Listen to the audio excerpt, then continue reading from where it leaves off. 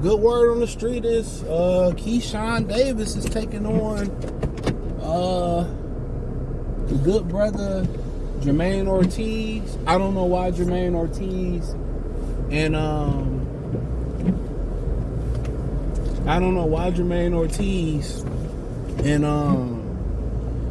Keyshawn Davis fell out. And Richardson Hitchinson fell out. Word on the street is Hitchinson is a duck, and you know what I'm saying? I don't know the particulars. You know, he don't want to fight Gary Anton Russell, which, you know, at the end of the day, somebody whooped you 4 times in the amateurs. I get it. But also, you know, Russell don't got no motion. I keep telling y'all that. You know, everybody looking at Devin Haney and how Devin Haney got all this motion going on right now. I think people don't really pay attention to that. A lot of these guys feel like they're better than Haney, or I should be where Haney is at right now. And that's what happened when you got your own money. When you got your own bag as a fighter, you know, your dad can kind of finance you in the beginning, and you don't have to take any little petty ass deal that they giving you. That's the beauty of it. Damn, what the fuck was that? These drivers, man, are ruthless. Easy. So.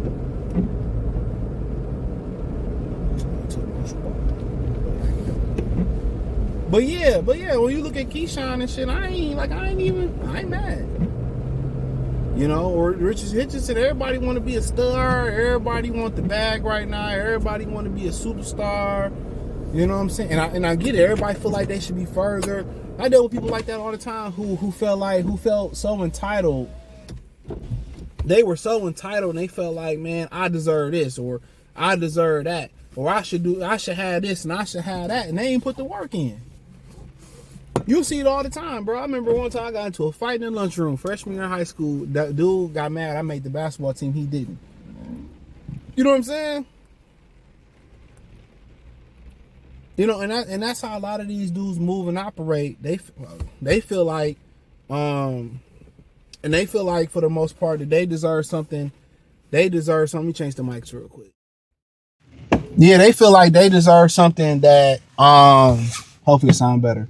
They feel like they deserve something that they not ready for. They obviously God don't think you're ready for it, or they feel like they entitled to something that, you know, they don't deserve. That's the wild thing about it, bro. Like, you just not ready for it, man. You ain't put the work in. You made bad business decisions with TMT and all that stuff. But I get it. Gary Anton Russell ain't been put on that pedestal, so you fight him, even though it's an unification bout. You feel like I deserve this big fight. I see what Devin doing, what Shakur doing. I deserve to be with them. I ran with them. It's a new day and age. You know, some guys got to take a harder path. You know, Hagler had to take a harder path. You know, Aaron Pryor had to take a harder path. Every path is hard to greatness, but sometimes you got to be the cleanup man, or sometimes you got to take the tough fights that other people don't want to take. And I think a lot of these dudes, they don't really want to put that work in. Put that leg work in. He can be beat. He was beat by Alberto Puello with basic distance, and he ran into the same shots all night. You get in there with it, but the thing about Hitchinson, he's not offensively inclined like that. You know, I don't know if he paces his pacing himself, or he don't feel like he can take a punch, or he don't, you know, like I said, the conditioning. I don't know what it is. They have kind of fight that same controlled, you know, limited offensive style where they just gonna beat you with the same 2 or 3 punches. You know, Shakur get creative a little bit. Shakur throw an uppercut, a hook, you know, even though it's like, you know, he got to be right back on the defensive. But between between them three, it's a lack of offensive creativity. You know what I'm saying? Ain't really nobody real super, you know, real creative. Even look at Tank. Tank ain't real offensive creative. He more creative than them. And take away the power, he'll do some things here and there. But these dudes ain't throwing punches. You know, they ain't using angles. You know what I'm saying? Ain't nobody really amongst them young bulls. Ain't no, even T.O., he ain't really offensive creative. He's a good counter puncher, but it's nothing creative. It's nothing 2, 3, 4, 5, 6. There's nothing, you know, pivot, turn, touch the body, swim. You know what I'm saying? These dudes ain't doing nothing creative. They don't have imagination. Ain't no imagination in their game. You know what I mean? And I think a lot of people starting to notice that, bro. Like, you know, it's jab, right hand. Or I might throw a lead right hand, and it's just getting back in position to defend. You know what I'm saying? So, a lot of, it's, Boots is creative. Virgil, he's pretty throw some punches. You know what I'm saying? But, Hitchens, when you fight a Gary Anton Russell, you can keep it basic. But how about get creative? Touch him to the body 2, 3, 4 times. Come upstairs with an uppercut. Swim out of there. Gary Anton Russell was creative. He gonna throw punches. You know what I'm saying? So I get it, but with Keyshawn and Jamaine Ortiz, I mean, it's a good fight. Ortiz Keyshawn getting back in the water with the Sharks. That's a good fight. I mean, if Nail Albright gave him problems, Jamaine Ortiz gonna give him problems. Jamaine Ortiz is another fighter. I like his game. I like his fight game, but he's limited offensively. So if Keyshawn's gonna win this fight, you want to bring it straight to Jamaine Ortiz. Don't let Jamaine Ortiz get no distance and start moving around the ring and get a rhythm. You want to bring the fight right to a guy like Jamaine Ortiz. Make Jamaine Ortiz push his output. Make him punch. Make him use energy.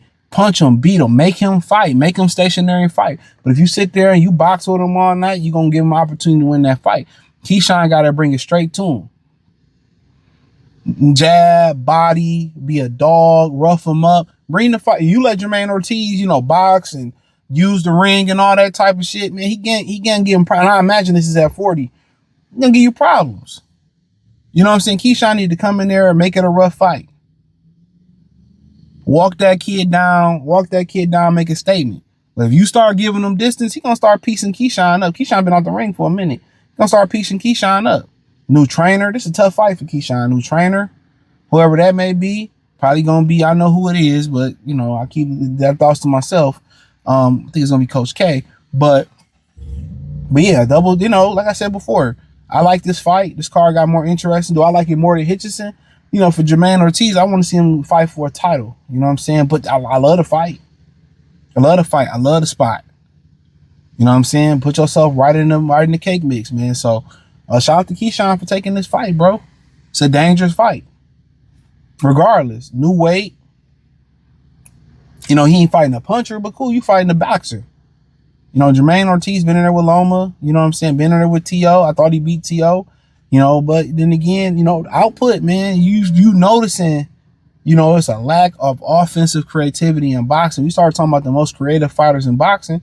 Usyk, Benavidez, Jerron Ennis, that's active. You know what I'm saying? I think Bivol can be quite creative. The old Bivol was more creative. He has that ability. That young Bivol on HBO, y'all niggas ain't see, man. That motherfucker was fire. But I think his style now is more and more predicated to be successful. We don't have too many, really offensive creative fighters. Inoue, I mean, a lot of these dudes basic. I feel like Foster could do a lot more offensively with his skill set. I feel like Devin could do more. Shit, Pacquiao still might be top 5 most creative offensive fighter right now. That's a motherfucking shame.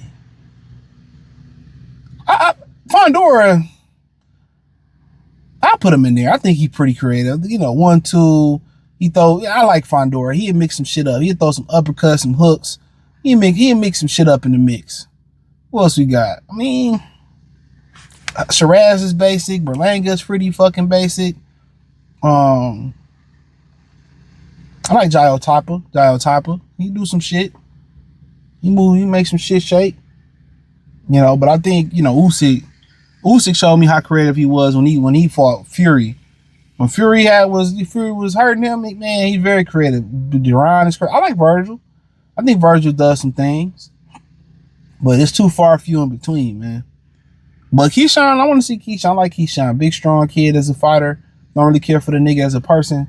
Or like what I see as a person, kind of cooning and shit. But I ain't gonna knock it. When I seen his ability, I'm like, damn, the motherfucking night. I ain't really see it at first. When I started seeing him, like, really what it was manifesting into, yeah, I think he can. If he can take a punch, which, I feel like that's why he dodged De Los Santos. But if he can take a punch, it's up. But I appreciate y'all, man, for tapping in. But yeah, I like Jamaine Ortiz and Keyshawn Davis, man. So I don't know the last time Jamaine fought. I left my phone, my other phone at the crib. Hope I left it at the crib and not the gym. But hey, man, let me know what y'all think. Jamaine Ortiz, Keyshawn Davis, man. Crash out Keysha. Y'all knew I wasn't about to let y'all go without saying that. But yeah, good fight. Hey, man, it's going to be on the Shakur, Stevenson, and Teofemale Lopez undercard. My brother, I need 500 to fight my brother, 500 him to fight my brother. But I hit the link in the description. Follow me on X, Facebook, Kick, Twitch, Instagram, Spotify, Anchor. The whole 9. I'm going to double up on the Patreon this weekend. Peace.